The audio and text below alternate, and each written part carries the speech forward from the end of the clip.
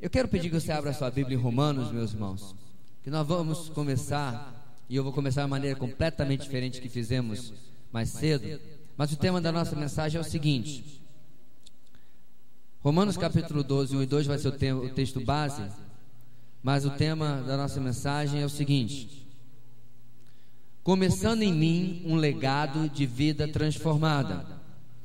A ideia, meus irmãos, é que a nossa igreja, a nossa família e quem sabe mesmo a sociedade e o mundo seja transformado a partir do que Deus está fazendo na minha vida.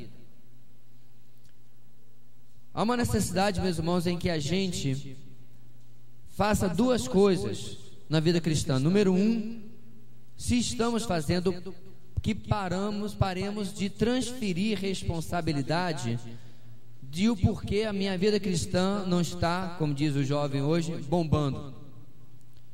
Ah, mas se o meu pastor, se a minha igreja, se a minha célula, se o meu grupo familiar, se você quiser mudar o nome, se o sei lá quem, e às vezes vai também, se o meu esposo, a minha família, os meus pais.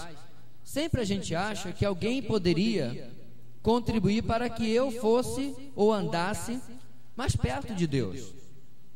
E na visão de Paulo, meus irmãos, eu tenho responsabilidade. Eu sou o Senhor do meu destino, no sentido que eu decido o sucesso espiritual da minha vida com Deus, a prosperidade espiritual do meu andar com Deus.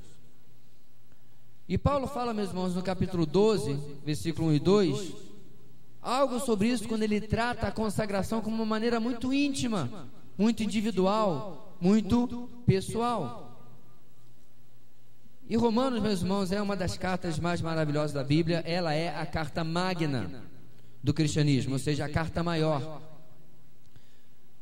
É difícil você construir qualquer doutrina, especialmente de salvação, mas muitas outras, sem Romanos. E nós vamos ver isso quando fizermos aqui uma rápida recapitulação. Mas vamos começar lendo exatamente o texto do capítulo 12, versículo 1 e 2. E como são só 2 versículos, nós vamos ler num bonito coral, um jogral, todos juntos, versículo 1 e 2. Todo mundo abriu a Bíblia? Amém? Quem não abriu, diga EBD. Então amém. Romanos 12, 1 e 2. Vamos lá? Portanto, irmãos, rogo-lhes pelas misericórdias de Deus que se ofereçam em sacrifício vivo, santo e agradável a Deus. Este é o culto racional de vocês. Não se amoldem ao padrão deste mundo, mas transformem-se pela renovação da sua mente, para que sejam capazes de experimentar e comprovar a boa, agradável e perfeita vontade de Deus. Amém? Então, meus irmãos, o texto de Romanos 12, 1 e 2, ele é, na verdade, o começo da segunda metade da carta aos Romanos. Efésios e Colossenses em especial, mas era algo que Paulo fazia geralmente. Ele dividia suas cartas em doutrina e prática. Se você quiser, teoria e prática. Eu não gosto muito desse termo, porque doutrina e teologia ela é altamente prática. Mas sempre ele dava os princípios e depois ele aplicava em coisas muito reais na vida daquela igreja a quem ele escrevia. Então Romanos 12, meus irmãos, vai ser a dobradiça dessa mudança no foco de Paulo. E essa dobradiça, meus irmãos, no original começa com a palavra rogo. Em português, para ficar mais compreensível, a gente começa, na verdade, com portanto. Portanto, irmãos, e aí vem rogo-lhes. Ou seja, esse portanto já é uma enorme dica de que tudo aquilo que ele vai falar, meus irmãos, tem a ver com o que veio antes, é claro. Então, para aqueles que vivem dizendo quão difícil é interpretar a Bíblia, eu quero mostrar para você hoje, se você está aqui, se não está, glória a Deus, que não é bem assim. Na verdade, meus irmãos, eu até compreendia quando a gente usava as versões que usam um português arcaico. Aí eu concordo que era um pouco mais difícil. Mas quando você usa uma versão moderna, como a NVI ou a NBLH, nova TLH, nova tradução na linguagem de hoje, não a antiga, que tinha uma série de probleminhas, mas essa nova que saiu agora, e a NVI usa um português atual. E aí basta você ter tido uma boa aula de português, saber falar a língua, para você compreender as dicas que estão presentes no texto, para que você e eu façamos uma boa interpretação e, consequentemente, uma boa aplicação. Então, portanto, aí, meus irmãos, é uma grande entrega do ouro, para que a gente possa compreender o que Paulo quer dizer. E ele está se referindo, meus irmãos, ao que veio antes, e aí ele diz: portanto, irmãos, rogo-lhes pelas misericórdias de Deus. Olha só, dê uma sublinhada aí para mostrar como que essa parte é importante, porque daí nós vamos tirar o nosso primeiro princípio desta noite. Mas o que são as misericórdias de Deus? Ora, o capítulo 1 até o capítulo 11. E aqui eu trouxe um pequeno esboçozinho para que você compreenda o que Paulo está querendo dizer. Ou seja, meus irmãos, do capítulo 1 ao capítulo 3, Paulo vai tratar sobre a questão da condenação, a justiça de Deus na condenação do pecado. É lá no capítulo 3 que você vai encontrar, por exemplo, o versículo 23: todos pecaram e carecem e destituídos estão da glória de Deus. Ou seja, Paulo estabelece a condição comum do ser humano de estar debaixo do pecado.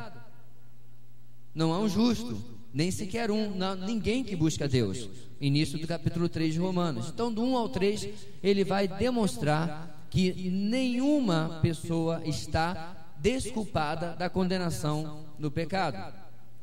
Quando chega mais adiante no capítulo 4, ele vai começar a ilustrar a justiça através da fé e não de obras, através da fé e não de ritos, através da fé e não pela lei, através da fé na promessa de Deus e não através de qualquer outra coisa. Quando chega mais adiante, meus irmãos, ele vai começar a mostrar a justiça sendo o motivo de grande alegria, capítulo 5, porque nós já fomos alcançados por essa justiça de Deus, nós já fomos alvos dessa justiça de Deus, e ela foi providenciada a despeito de qualquer coisa que eu pudesse fazer. Em outras palavras, meus irmãos, já que eu sou pecador, mas eu posso ser justificado, Paulo nos leva à conclusão que eu chego até esse estado sem ter feito nenhuma coisa para merecer, sem ter ajudado Deus, sem ter contribuído com Deus. A justificação é completamente pela graça do Senhor. No capítulo 6 ao capítulo 8, ele vai mostrar a justiça de Deus revelada na santificação. Agora ele vai falar coisas como, por exemplo, que os nossos membros, o nosso corpo, a nossa vida, ela não é mais membro do pecado, da injustiça, mas membros da justiça e da santidade em Deus. E agora, meus irmãos, essa santidade, essa justificação, ela não é apenas uma ideia, ela é uma realidade na minha vida. Ou seja, não é algo que eu estudo, não é algo apenas que eu aprendo, mas é algo que eu vivo de maneira prática, através do meu corpo. Não é uma santidade religiosa, em que eu cumpro ritos, como era no Antigo Testamento, e eu saía daquela situação, daquele ritual, e vivia uma vida como eu queria. Não, Paulo fala que uma vez que não há mais condenação sobre a minha vida, eu vivo uma vida que agora vai glorificar aquele que me justificou e que agora está me santificando. Agora vamos entender tudo isso para um sujeito que não merece, para um sujeito que não fez nada para alcançar isso, que na verdade era inimigo de Deus, e nós fomos alcançados por tamanha graça. Paulo continua, meus irmãos, e no capítulo 9 ao capítulo 11, ele vai revelar a justiça de Deus na sua escolha soberana. Ele vai tratar da eleição daqueles que ele escolheu e também da própria eleição de Israel, que agora a eleição que ele tinha está, digamos assim, num stand-by, porque entra a igreja, mas haverá um dia onde ele tratará definitivamente com Israel. E aí, quando ele acaba esse período do 9 ao 11, esse trecho, em que ele fala de como Israel, por ter sido endurecido, foi deixado de lado, e nós gentios nos foi oferecido o evangelho. Ele acaba o capítulo 11, meus irmãos, e diz: portanto, rogo-lhes pelas misericórdias de Deus, porque eu não era merecedor, porque eu era gentio, porque eu estava separado das promessas de Deus, mas Deus demonstrou toda a sua misericórdia por mim e por você também. Queridos, Deus tem feito grandes coisas na nossa vida. Você duvida disso? Claro que não. E a nossa história, na verdade, é um longo testemunho das coisas que Deus faz. E eu, pensando nesse texto, veio a mim esse princípio que eu queria projetar para você agora. Em primeiro lugar, não se esqueça o que Deus fez na sua história. Não se esqueça o que Deus fez na sua história. Paulo recapitula toda a lógica da salvação para mostrar a nós que não deveríamos, por natureza, estar onde estamos. Não deveríamos estar servindo a Deus como estamos, mas Ele nos alcançou pela sua misericórdia. Ele nos chamou, nos escolheu para estarmos com Ele. Spurgeon fala algo que me deixa muito impressionado, e eu concordo com ele. Deus me escolheu, porque por causa do meu pecado eu não o escolheria. Pare para pensar comigo, querido. Se Paulo fala que em mim, na minha carne, não habita bem algum. Se Paulo fala em Romanos 3 que eu não há um justo, nem sequer um, que esperança eu teria de hoje, aos 42 anos, já estar servindo ao Senhor há 32 anos, se Ele não tivesse me tirado das trevas para a sua maravilhosa luz? E você também. E por incrível que pareça, irmãos, ainda há muita gente hoje que acredita que veio a Deus nas suas próprias forças, ou que veio a Deus dando ao Senhor o negócio da sua vida. É como se Deus estivesse procurando, ainda aquela grande salvação, aquela grande conversão. Aí o dia que Ele me encontrou, Ele parou os céus e disse: atenção, finalmente chegou o dia da pessoa que eu estava esperando se converter. Agora eu estou realizado. E a Bíblia não nos fala isso. A Bíblia nos fala uma realidade, meus irmãos, que eu vou sintetizar numa frase até simplória: eu, sem Deus, não sou nada. Deus, sem mim, continua sendo Deus. Ele não precisa de mim. E desculpe, meu irmão, estourar a sua bolha, Ele também não precisa de você. É por isso que Paulo fala de que nós fomos alvos das misericórdias de Deus. Essa mesma palavra grega é traduzida em outros lugares na Bíblia. Nós fomos alvos da compaixão de Deus. Porque no momento, meus irmãos, em que o ser humano se desviou, lá em Gênesis capítulo 3, Deus poderia simplesmente ter dado as costas e ter dito: você escolheu assim, agora você vai viver com a sua escolha. Mas já lá em Gênesis capítulo 3, Ele providenciou a salvação. Deixa eu dizer uma coisa para você. Dá uma viajadazinha na máquina do tempo e lembra aquele dia que você se converteu. 32, alguns aqui eu sei que é bem menos tempo, alguns estão na metade do caminho. Lá em Gênesis capítulo 3, querido, Deus já sabia do dia em que você se encontraria com Ele. Amém, igreja? Aquele dia maravilhoso, porque Ele já estava começando a preparar a sua história. Você pode dizer assim: pastor, mas por que eu e não aquela pessoa que está passando no carro lá fora agora? Eu não sei. Por isso que Paulo, queridos, em Romanos declara sempre a justiça soberana de Deus. A justiça soberana de Deus na condenação, a justiça soberana de Deus na justificação, a justiça soberana de Deus na santificação. É Ele o Senhor e eu sou o servo. Ele é que manda e eu me submeto. E assim, meus irmãos, a gente começa a perceber que eu preciso nunca esquecer o que Ele fez na minha história. E apesar da salvação ser a coisa mais maravilhosa, outra coisa que você não pode esquecer são as bênçãos, os livramentos, os momentos em que o Senhor marca a sua história com algo que você aguardava, com algo que você esperava. Eu não sei se você tem uma boa memória, mas se você não tiver, que tal você comprar um pequeno caderno? Não precisa ser coisa cara, uma caderneta, algo, uma agenda, e você registrar como um diário, em vez de ficar como alguns fazem com o seu diário, né? Querido diário, que dia triste, que frustração. Diário é lugar que o pessoal chora as pitangas, né? E tal. Que tal você ter um diário de bênçãos, de testemunhos, de livramentos, de momentos em que, além do normal, porque Deus está sempre presente na nossa vida, você sentiu o toque do Todo-Poderoso na sua história. Isso é maravilhoso, querido. Sabe por quê? Tem um texto em Salmo que os vencedores por Cristo transformaram em música há algumas décadas atrás, que diz o seguinte, vou cantar só a partezinha principal.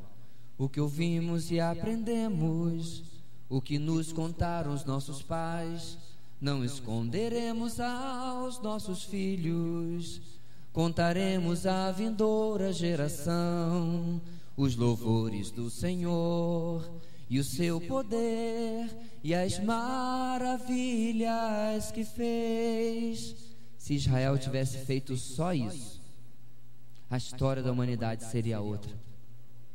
Não haveria cativeiro babilônico, não haveria 400 anos de silêncio, não haveria destruição provavelmente de Jerusalém.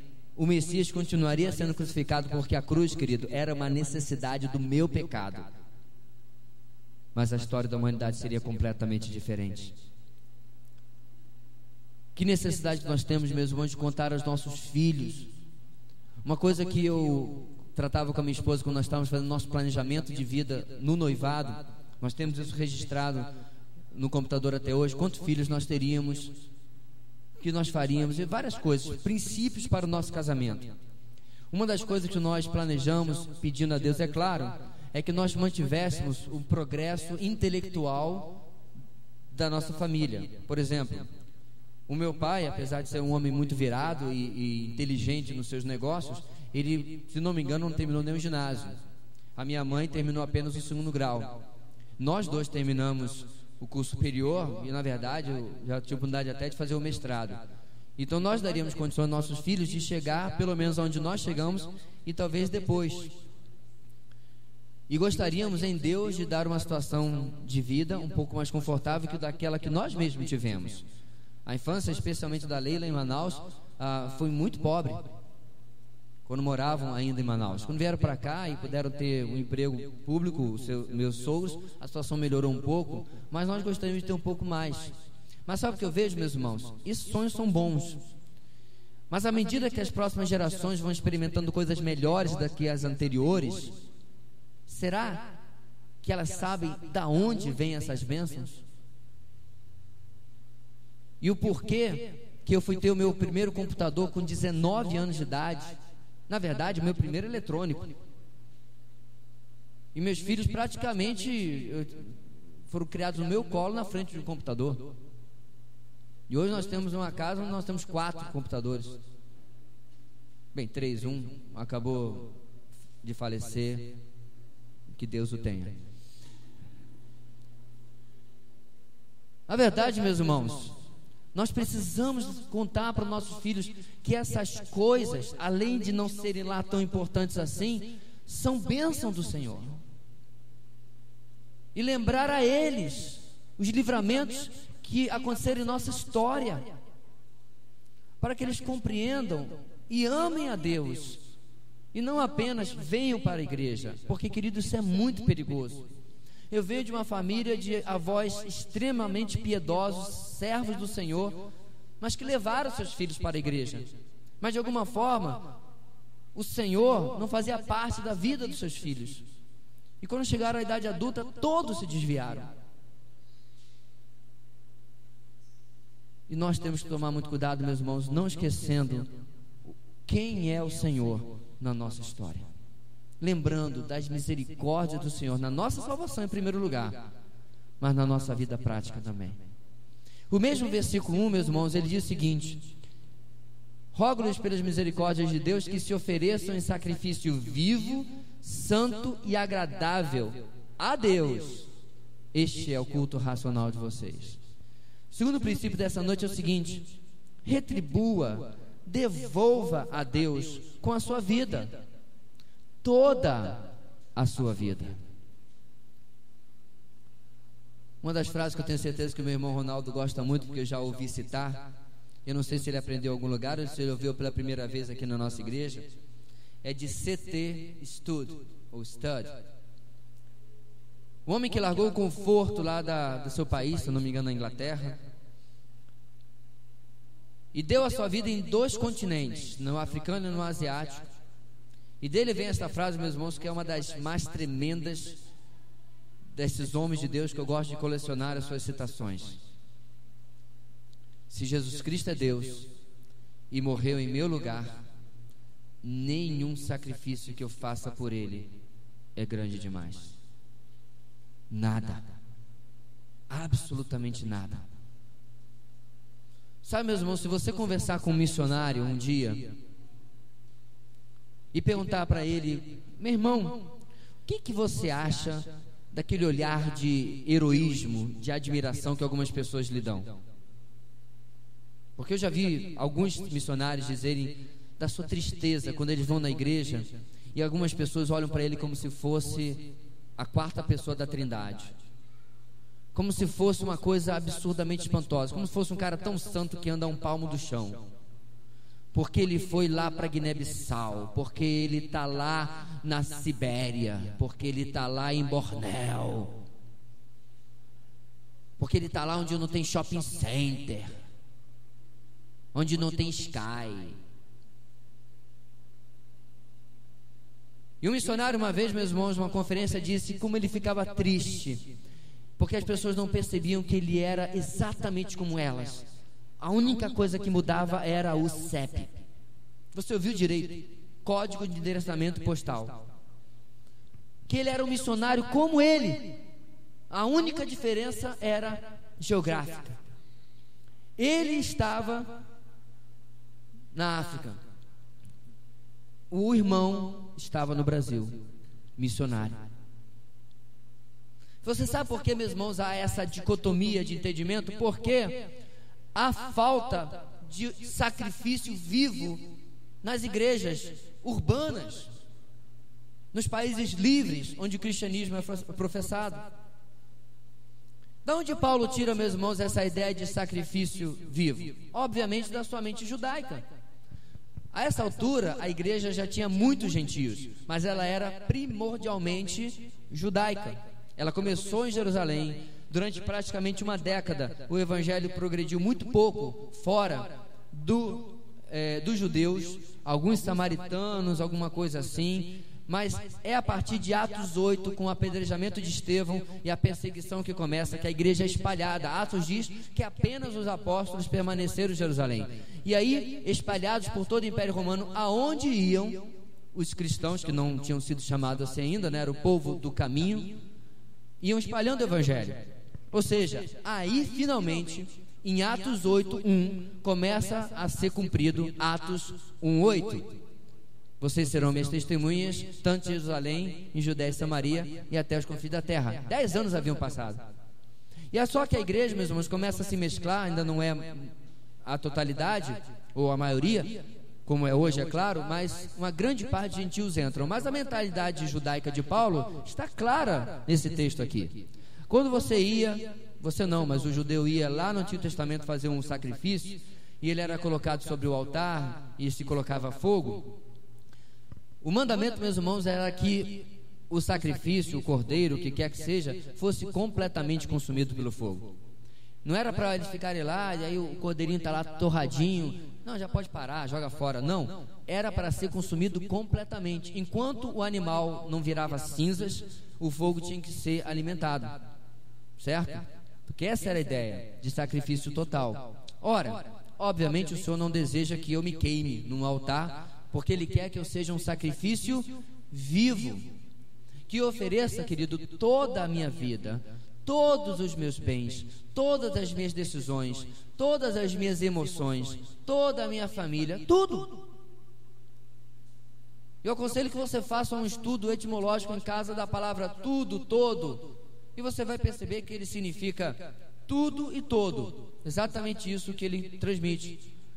Não há grande interpretação aqui, é tudo para o Deus que me deu tudo. E o termo aqui, meus irmãos, ofereçam, no grego significa uma oferta constante. Não é algo que eu fiz lá na minha conversão. Lá na minha conversão já ofereci, agora acabou. Não, é algo diário, é algo constante. Eu acordo de manhã e eu sou um sacrifício vivo. Eu acordo na próxima manhã e eu sou um sacrifício vivo, constantemente oferecendo a minha vida ao Senhor. É um presente contínuo.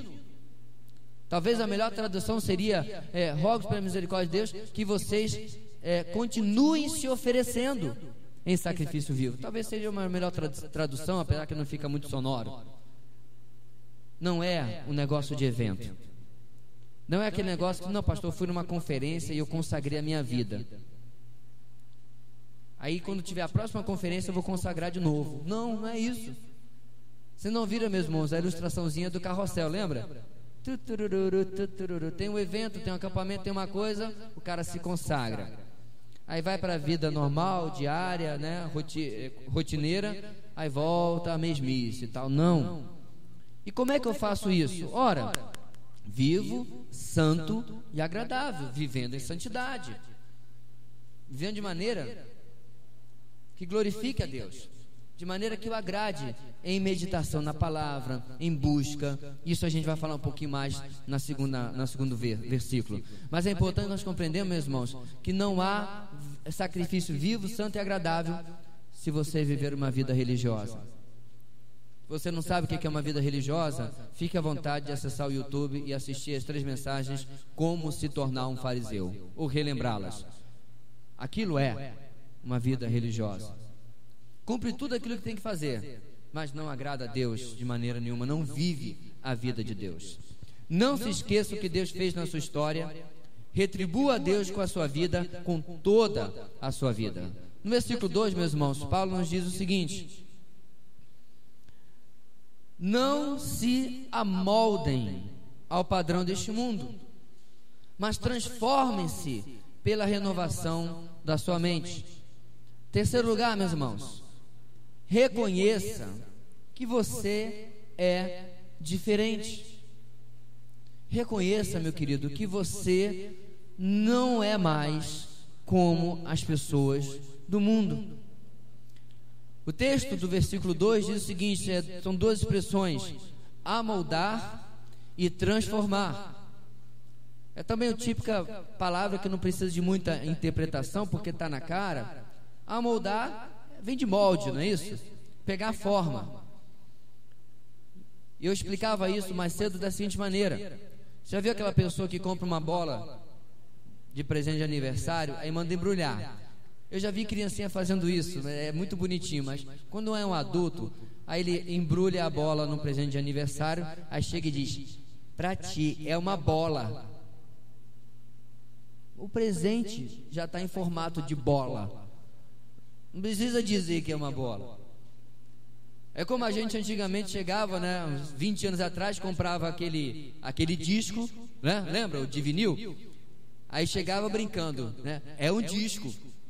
Já está no formato de vinil. Na verdade tinha até um papel de presente de envelope, onde se colocava o disco de vinil dentro, né, e fechava com a fitinha e tudo mais. Por quê? Porque o papel de presente se amoldou aquilo que está dentro, pegou a forma. E meus irmãos, para pensar o que Paulo está dizendo aqui: não se amoldem ao padrão deste mundo. Espera aí, que padrão, Paulo? Qual deles? Eu tenho certeza, meus irmãos, que se Paulo estivesse hoje, ele concordaria. É verdade, nós vemos no mundo da pós-modernidade, onde há o padrão dele, o padrão dela, assim vai. Cada um tem um padrão, cada um tem um pensamento. Hoje, para você saber exatamente o que é a cosmovisão do mundo de hoje, haja trabalho, porque cada pessoa praticamente pensa diferente da outra. Agora, o que Paulo quer dizer, meus irmãos, é o padrão do mundo que é contrário à palavra de Deus, à vontade de Deus. Essa semana eu e a Leila assistimos um vídeo, eu não sei se é quanto tempo atrás, em que estava o pastor Silas Malafaia, a irmã Marisa Lobo, que é uma psicóloga que tem sido altamente atacada, né? Porque ela tem publicado artigos onde ela tem mostrado seu trabalho ajudando homossexuais a mudarem da sua, segundo dizem, opção de vida, né?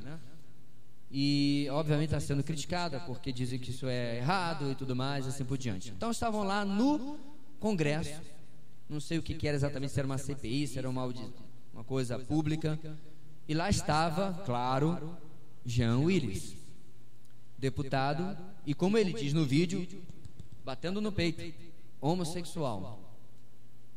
E ali, meus irmãos, a gente vê claramente duas forças antagônicas.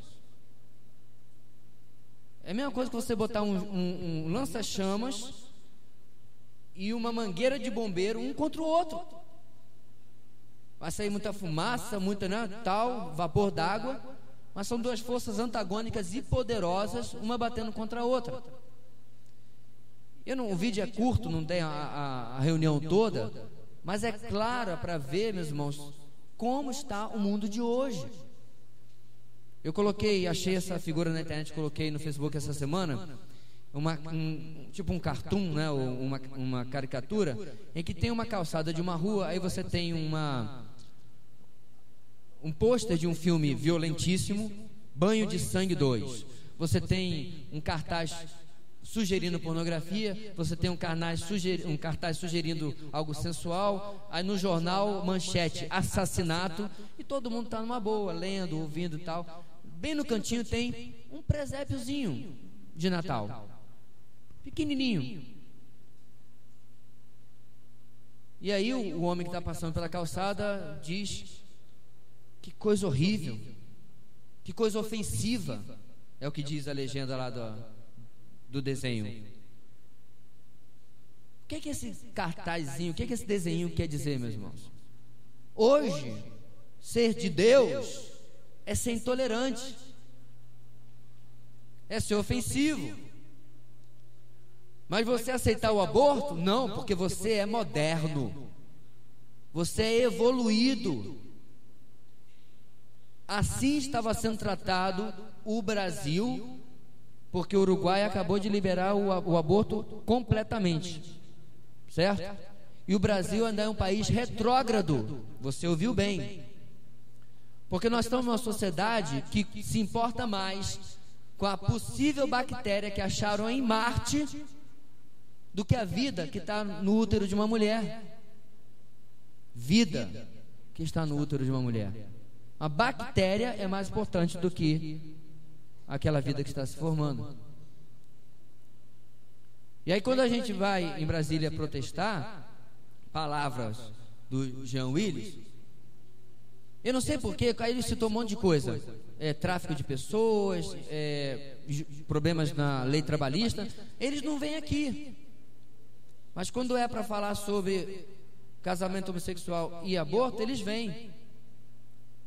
Ou seja, é o famoso faz 99, não fez 100. É como se a gente tivesse que estar presente em todas e qualquer situação de Brasília, o evangélico tivesse que estar lá. Talvez até tivesse, mas o que ele quer é divergir a discussão e dizer que nós temos sempre uma agenda retrógrada e que estamos contra o progresso da nossa humanidade e da sociedade em particular. Ou seja, o padrão deste mundo. E não está fácil, pessoal, porque cada vez vai piorar. Porque você sabe que todas as pessoas que são favoráveis, por exemplo, ao aborto, já nasceram, né? Eu queria que ela fosse favorável ao aborto quando ela era um feto. Aí eu queria que ela fosse favorável. Mamãe, me mata. Não é absurdo? Só para encerrar, meus irmãos, Eu achei ótima uma ilustração que eu encontrei, em que uma mãe procurou um médico pedindo ajuda para abortar. E disse ao médico: doutor, é porque eu já tenho este menino de 2 anos, eu ganho salário mínimo, eu não tenho condição de criar outro. Aí o médico: não tem problema, a senhora amanhã traz aqui o seu menino de 2 anos. Aí, por quê? Não, porque eu vou matá-lo. Doutor, que coisa absurda.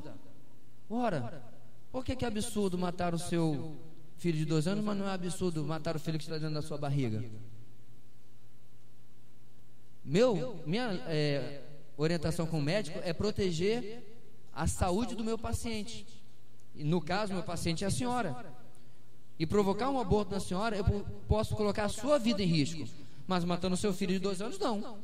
Então traga o seu filho aqui, vai ser indolor, ele não vai sentir nada, a gente pode matá-lo. E ela começou a chorar. E aquele médico falou: é claro que eu não vou fazer isso, e a senhora sabe disso. Eu estou lhe mostrando o absurdo da sua decisão, em que a senhora está escolhendo entre um filho e outro. Por mais interessante e impactante que seja essa história, meu querido, não vai mudar a sociedade de hoje. Sabe o que muda? Não nos amoldarmos ao padrão deste mundo. Qual é a alternativa? Transformarmos. A palavra transformação aí, meus irmãos, é a mesma palavra no grego da onde vem a nossa palavra metamorfose.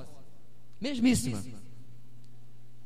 O grego emprestou essa palavra para o português, que quer dizer, por exemplo, quando a lagarta vira borboleta, não é isso? Uma metamorfose, é uma mudança de dentro para fora. E a ideia, meus irmãos, de Paulo é que essa transformação aconteça na minha e na sua vida de dentro para fora. Uma metamorfose. E essa metamorfose, diz o texto, ela começa e continua acontecendo pela renovação da minha mente. E o que eu quero, meus irmãos, novamente enfatizar aquilo que a gente falou semana passada, como falávamos, por exemplo, sobre a fé. Um dos problemas principais do cristianismo hoje é porque nós vivemos o cristianismo pouco pensado. Eu emprestei uma frase, eu agora esqueci. De quem é a frase "penso, logo existo"? Alguém me ajude? Oi? Não, não é. É Sócrates? Não, enfim, isso não é importante. Porque eu vou reinventá-la para você aqui. Descartes? Bem, de quem quer que seja, eu tenho uma melhor. Penso, logo creio. Penso, logo creio. Meus irmãos, um dos homens que eu mais admiro hoje em dia chama-se Ravi Zacharias. Já falei dele várias vezes aqui, já lhe aconselhei.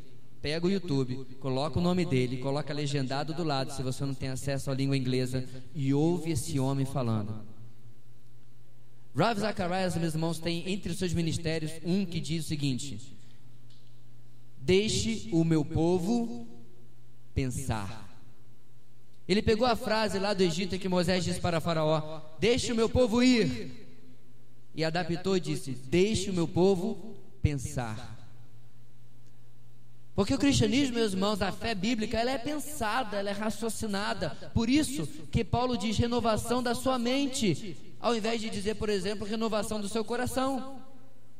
Ele poderia dizer: renove o seu coração, as suas emoções, sinta Deus, fique zen,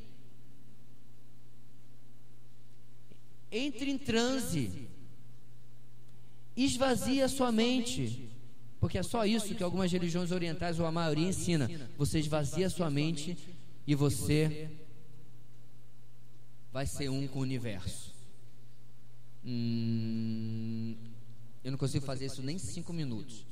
Eu começo a pensar no jogo do Flamengo, eu começo a pensar nas contas que tem para pagar, nos compromissos do dia seguinte. Agora, quando eu paro e encho a minha mente, queridos, da palavra de Deus, aí eu não lembro de conta, não lembro de compromisso, não lembro de nada, só lembro de Deus, porque eu estou renovando a minha mente.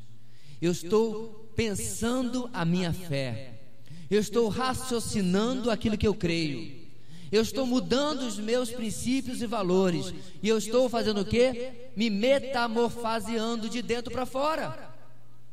Estou sendo transformado e estou rejeitando os princípios e padrões deste mundo. Paulo tinha isso em mente quando escreveu para nós que nós precisamos, em terceiro lugar, reconhecer que nós somos diferentes. Aquele que está em Cristo é nova criação.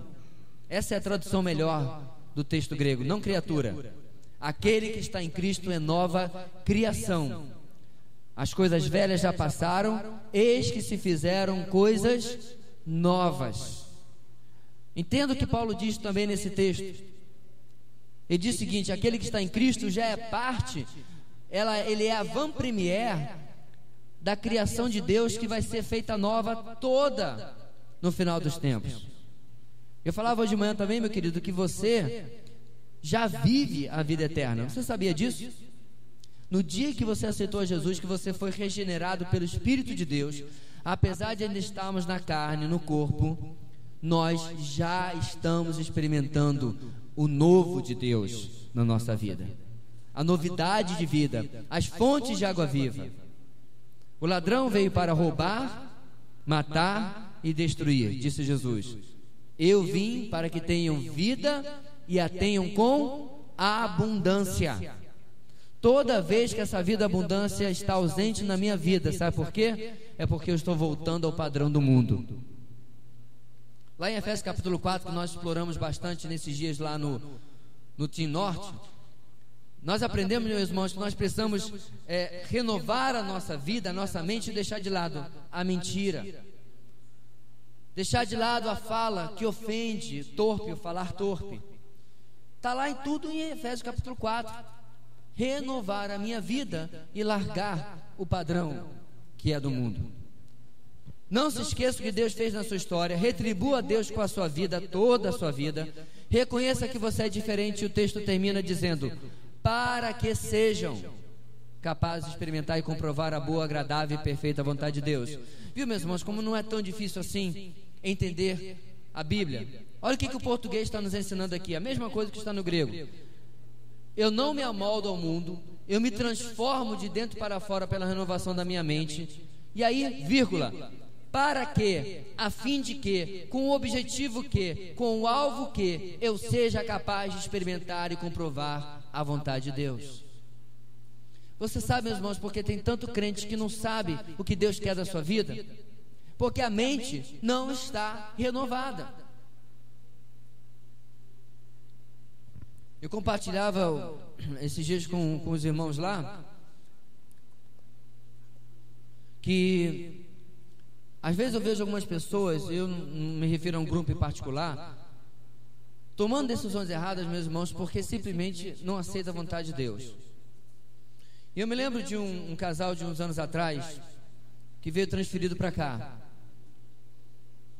E eu costumo dizer, meus irmãos, que quando você vem para cá e você vem para o norte do Brasil por um tempo determinado, geralmente por causa da empresa, das Forças Armadas ou qualquer coisa que seja, um curso que a pessoa vem fazer, a pior coisa do mundo é você ficar psicologicamente de mala pronta e olhando para o aeroporto.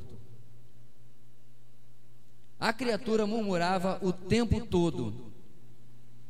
Tudo em Boa Vista não prestava. Era o sol, era a chuva, era a grama, era a folha, era o custo de vida, era tudo. E eu me lembro que alguém comentou comigo 2, 3, 4 anos depois que eu já estava aqui: poxa, pastor, o senhor se adaptou tão bem. Eu falei: mas me adaptei ao quê, meu irmão? Não, a Boa Vista. Falei: porque para mim eu não estou me adaptando à Boa Vista, eu estou me adaptando à vontade de Deus. Eu não fui assobiado, eu fui chamado para vir para Boa Vista. Ninguém fez assim, ó. Porque quando alguém faz isso, não tem nome assobio. Mas quando alguém diz o seu nome e diz faz tal coisa, aí, querido, manda quem pode, obedece quem tem juízo. E a pessoa angustiada, por quê? Ela estava lutando em ter vindo para cá, em que achava que era vontade de Deus, e agora estava louca para ir embora, mas não tinha certeza que era vontade de Deus. Sabe por quê? Não está transformando a sua mente. Eu não sei quantas pessoas já me perguntaram se um dia eu vou embora de Roraima. Querido, hoje eu falei de novo com o irmão do Rio que estava lá no evento. Eu só saio daqui de duas maneiras: por chamado ou no caixão. Se Deus mandar ir ministrar em outro lugar, ou porque eu morri. Bem, tem o terceiro, que é o arrebatamento, que eu até prefiro, né? Economiza uma grana do velório e tudo mais. Muito melhor arrebatamento do que morrer. Então, o nosso grande problema, meus irmãos, é que a vontade de Deus só se revela para quem está aberto à vontade de Deus. Amém, igreja? Mas quem está lutando com a sua vontade, contra a vontade de Deus, Deus fala assim: deixa ele estribuchar ali mais um pouquinho, deixa ele se torturar mais um pouquinho. Quando ele se acomodar e renovar a mente dele, transformar o interior dele, aí eu começo a revelar. E outra coisa, meus irmãos, a vontade de Deus, ela raramente é completa. Eu quero citar mais uma vez hoje o exemplo de Abraão. Abraão, sai da tua terra, da tua parentela. Digo hoje porque eu citei hoje de manhã. E vai para a terra que te mostrarei. Deus não sentou com Abraão, meus irmãos, e deu todo o roteiro. Olha, você vai para cá, depois vai para cá, vai ter um negócio lá com Ló, vai ser chato, mas você vai ser usado por Deus e tal. Não deu. Ele não disse nem como era a terra. Nem o tal do mana, leite e mel teve com Abraão. A terra que eu te mostrarei. Quando chegou lá, ele disse: olha, todo lugar que você está pisando, eu já lhe dei. Deus começou a revelar o plano dele passo a passo. Sabe por quê, meu irmão, que Deus faz isso? Porque se ele te der um roteiro completo, em 3 vias carbonadas registrado no cartório, você e eu vamos estragar tudo. Ah, vamos. Se for muito bom, você não vai se aguentar. Aí vai contar para todo mundo e vai precipitar, vai pular cronograma, vai pegar atalho. Se for ruim, porque a vontade de Deus, circunstancialmente, às vezes é ruim, você já vai começar a chorar as pitangas desde agora. Nem chegou até a ponte e já está atravessando o problema. E aí, meu irmão, Deus revelou a sua vontade, sabe como é que é, né, irmão? É que com muitos sofrimentos devemos entrar no reino de Deus, né? E tal, vai ser uma lamúria viver do lado dessa criatura. Então o que é que Deus faz? Deus vai mostrando passo a passo. A outra razão por que Deus faz isso é para que eu me mantenha consagrado. Porque nós acabamos de ver, está aqui, para que sejam capazes de experimentar e comprovar cada dia após o outro a boa, agradável e perfeita vontade de Deus. Eu vou experimentar e comprovar. A palavra comprovar, a propósito, é testar mesmo, é in metro, para dizer é mesmo vontade de Deus. Eu só vou poder fazer isso novamente, queridos, porque a minha mente está renovada. Então, querido, perceba, agarrar-se com Deus não é alternativa, é padrão de vida cristã. Amém, irmãos? A alternativa, me perdoe, é dar cabeçada. A alternativa é dar cabeçada. Então eu tenho que estar aqui, ó, agarrado na cruz, na dependência, na oração, fraco, para que Ele se mostre forte. Porque na hora que eu largar a mão dele, querido, eu vou fazer besteira. Com certeza.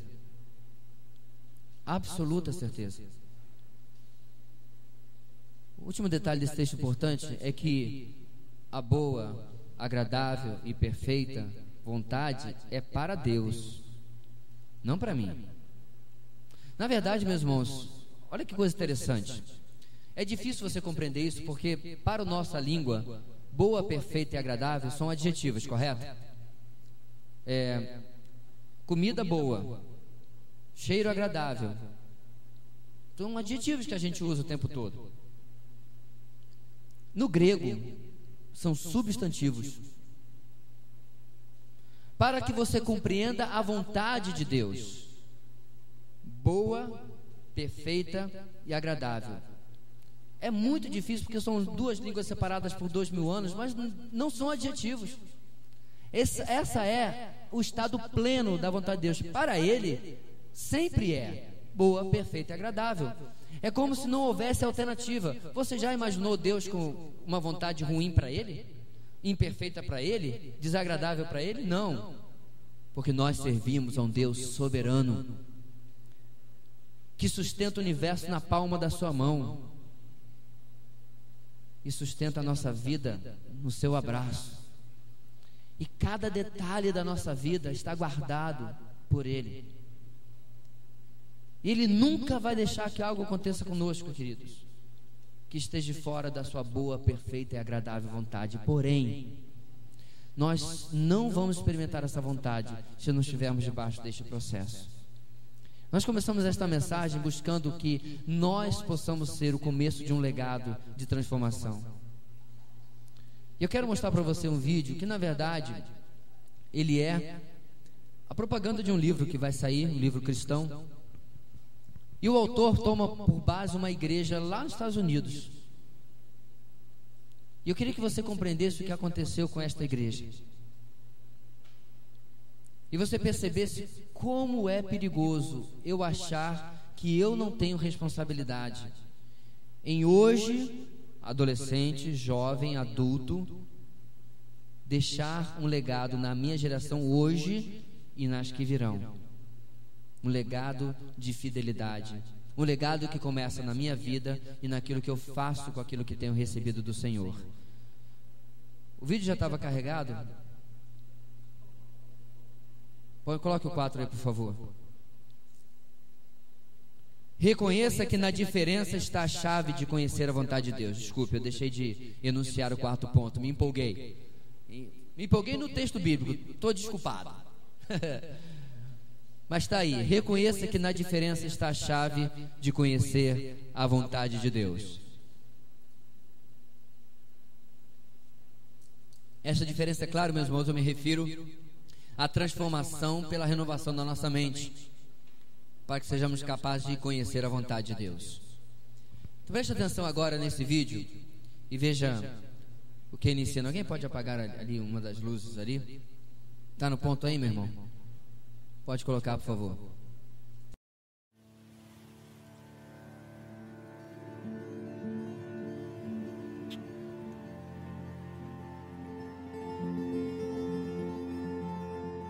I'm standing in a museum that used to be a church.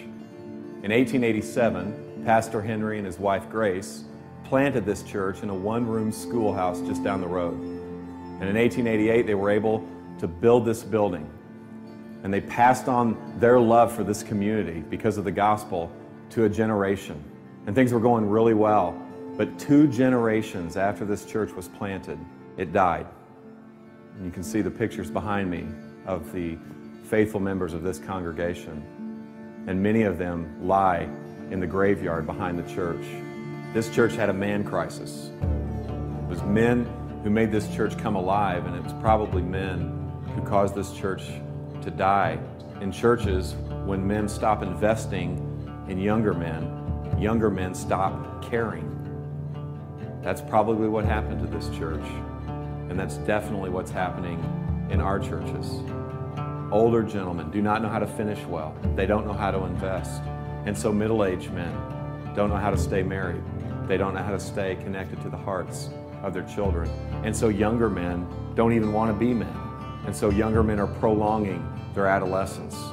And they're doing this residentially.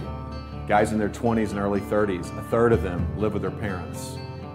That's a 100% increase in the last 20 years. They're doing it professionally.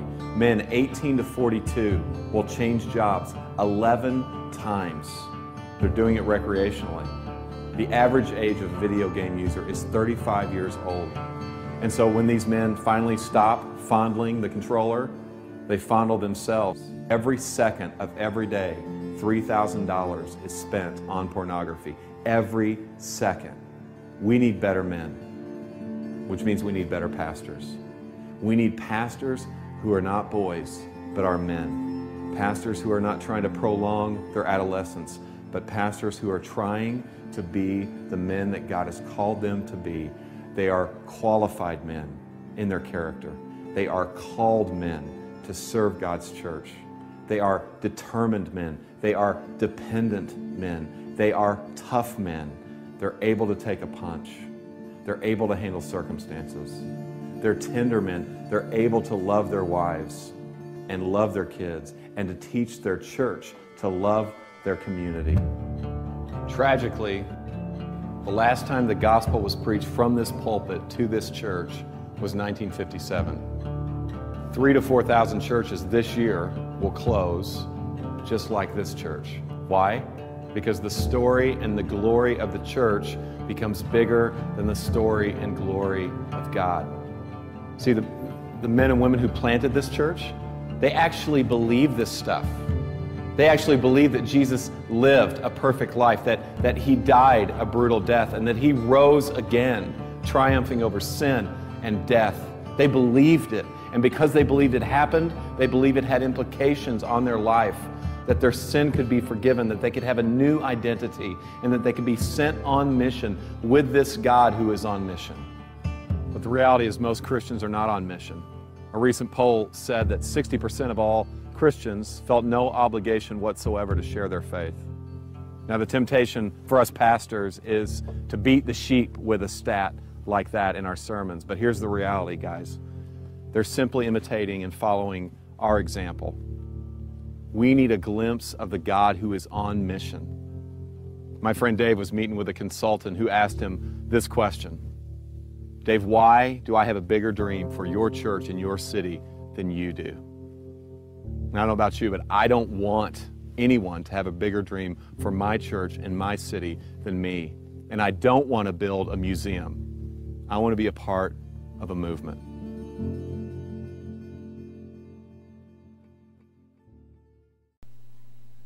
Se você quer ouvir de novo, está online, tem no YouTube, fácil de achar, só escrever Crise de Homens. Por quê, meus irmãos?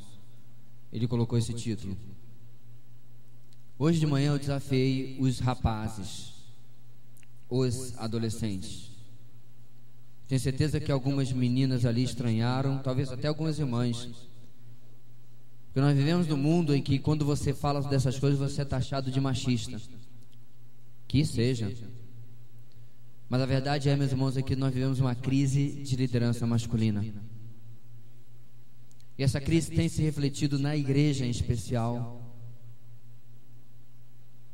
onde homens, e eu concordo com o que está aí, têm optado por prolongar a sua adolescência, ou seja, esquivar-se de responsabilidades. Coisas muito sérias são ditas nesse vídeo que a gente não pode gastar aqui muito tempo analisando. Mas a verdade é, meus irmãos, é que isso começa quando eu negligencio a mim mesmo. E Romanos 12, 1 e 2 fala sobre isso. Quando eu começo a negligenciar minha vida com Deus, eu gostei muito desta parte, e que eu estou e devo estar em parceria com Deus que está em missão. Quem pode garantir, queridos, que daqui a 60 anos esta igreja estará aqui, ou aberta em qualquer lugar que seja?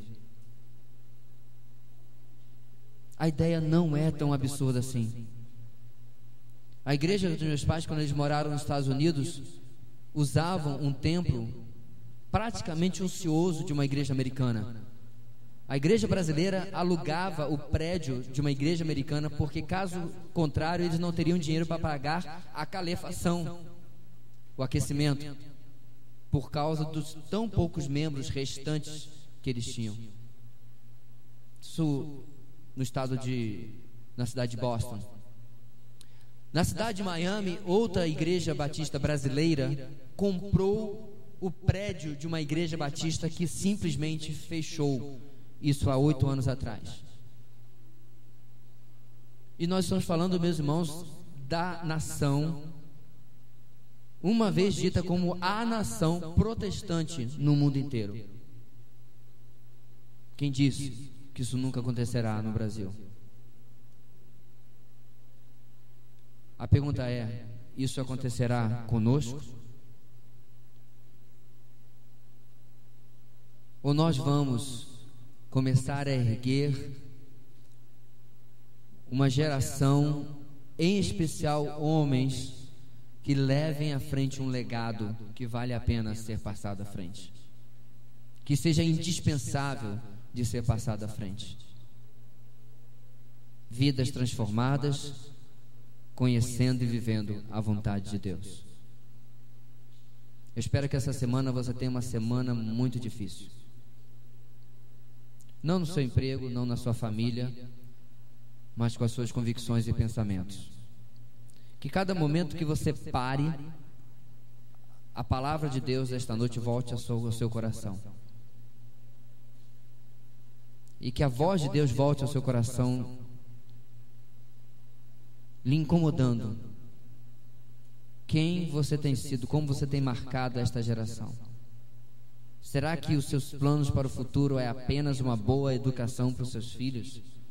Boas roupas, equipamentos eletrônicos, presentes? É só isso? É só isso? Ou você chora no seu coração, meu irmão, para que quando você morrer, você vá tranquilamente, sabendo que você deixou um legado espiritual. E mais do que isso, você deixou um legado espiritual e filhos capacitados a passarem isso adiante. Vamos orar. Deus querido, nós queremos mais uma vez nos curvar diante da Tua palavra em agradecimento e pedir, ó Deus, que ela venha falar todos os dias desta semana conosco. Venha falar conosco, Deus. Queremos oferecer a nossa vida como uma oferta de amor, sacrifício, porque foi para Te adorar que nós nascemos, que nós existimos. Faz isso em nossas vidas, Senhor. Realiza isso em nossas vidas, em nome de Jesus. Aleluia.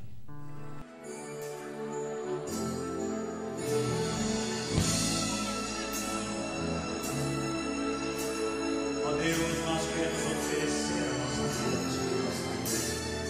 Vem, Senhor, minha vida oferecer como oferta de amor, como oferta de amor e sacrifício. Quero a minha vida a Te entregar como oferta viva em Teu altar. Vem, Senhor, minha vida oferecer. Vem, Senhor, minha vida oferecer. Ó Deus, aceita a minha vida nessa